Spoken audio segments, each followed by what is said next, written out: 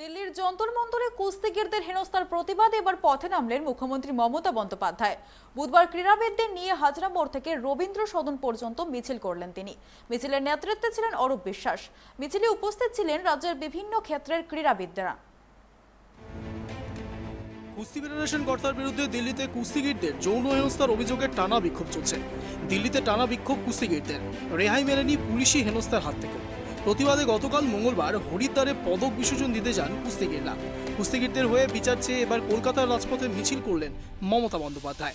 ক্রীড়াবিদদের নিয়ে হাজরা মোড় থেকে রবীন্দ্র সদন পর্যন্ত মিছিলে মুখ্যমন্ত্রী, তার হাতে লেখা ছিল উই ওয়ান্ট জাস্টিস। মিছিল শেষে মুখ্যমন্ত্রী বললেন, কুস্তিগিরদের হেনস্থার বিচার চাই, কুস্তিগিরদের প্রতি ন্যায় বিচার চাই। তারা অনেকদিন আন্দোলন করছেন, কুস্তিগিররা মাস খানেকের ওপরে রাস্তায় বসে, প্রতিদিন তাদের মারা হচ্ছে। তারা বিচার চাইছেন, যে দোষ করেছে আমরা তার বিচার চাই। বাংলার খেলোয়াড়, অলিম্পিক প্লেয়ার, সমস্ত স্তরের খেলোয়াড় দেশের হয়ে খেলেছেন, রাজ্যের হয়ে খেলেছেন। আমাদের বড় বড় ক্লাব সারা ভারতবর্ষের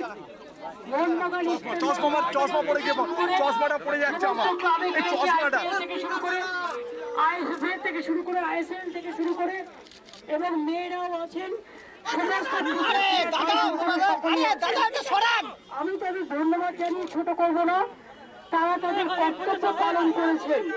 যে আজকে যেভাবে রেজিস্ট্রারদের উপরে যে অত্যাচার হচ্ছে, আজকে অনেক দিন হয়ে গেছে,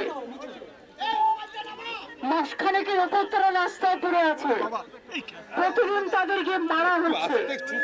তারা বিচার চাইছে, যে দোষ করেছে আমাদের প্রতি, আমাদের নির্যাতিত করেছে, আমরা তার বিচার চাই, তার বিরুদ্ধে তাকে গ্রেপ্তার করতে।